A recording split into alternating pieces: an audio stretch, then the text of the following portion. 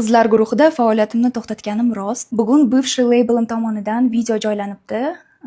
Men qizlar guruhida ketganligim haqida.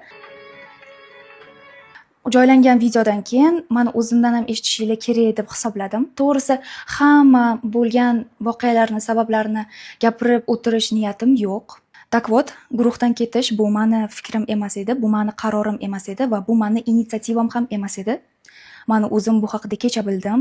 Bывший labelim, ya'ni bывший prodyuserim tomonidan bu narsa menga e'lon qilindi va men bu xabarni hech qanaqa konfliktlarsiz, hech qanaqa negativsiz qabul qildim. O'zlariga ham yaxshi muomalada xayrlashdim va hozir ham bu videoni yaxshi notalarda pozitiv bilan yozmoqchiman. Ba'zi savollarga javob beraman.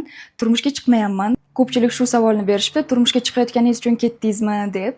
Yo'q, turmushga chiqmayapman. Ikkinchi savol, osmon bo'lib ketganingiz uchun yo ko'tarilib ketganingiz uchun pisand qilmasdan ketib yubordingizmi degan savol ham kelibdi. Unaqa ham emas. Menimcha adekvatniy odam bunaqa sabab uchun guruhidan voz kechib ketib yormaydi. Nima sababdan bu guruhdan o'z xohishim bilan ketmagan bo'lardim? Chunki bu guruhning asoschisi o'zimman.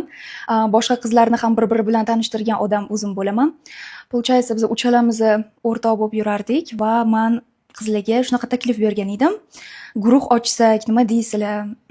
Naзвание qo'ysak, nima deysizlar? Coverlar, qo'shiqlarga coverlar qilsak, nima deysizlar? Ular ham rozi bo'lishgandi. Shu sababdan menimcha bu guruhdan o'z xohishim bilan hech qachon keta olmagan bo'lardim, chunki baribir ham bu meni ideyam, shuncha yillik mehnatim, ozmi ko'pmi baribir ham ketgan umrim va boshida xayol o'tdi.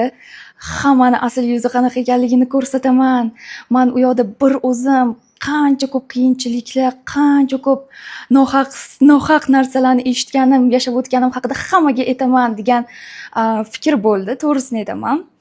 Va qanaqa darajada orqamdan pichoq urilganligi haqida ham aytib beraman, hamma bilsin degan qanaqadir negativ xayol paydo bo'lgan edi kecha menda. Bugun o'tirib o'yladimki, что men konfliktga borishni xohlamayman va bu mavzuni mana shu yoqda yopishni juda ham xohlayman. Chin dildan xohlardimki, meni sevimli auditoriyam meni qo'llab-quvvatlashni davom ettirishligini, chunki meni hali maqsadlarim, orzularim juda ham ko'p. Hali juda ham ko'p narsalar qo'limdan keladi. Zero nima bo'lishidan qat'iy nazar hammasi yaxshiligi. Men buni oldin ham aytardim, hozir ham aytaman. Hayot menga, taqdir menga qanaqa sinov berishdan qat'iy nazar, men bu narsani kulib pozitiv bilan qabul qilaman, chunki bilamanki, qanaqadir kichkina narsa hayotimdan ketsa, albatta undan ham kattaroq, masshtabi undan ham kuchliroq bo'lgan narsa meni kutib turibdi. Va alohida rahmat Yuz Labelga, yaxshimi yomonmi o'tgan 2 yilimizga va sizlarga kelajakda omad tilab qolaman.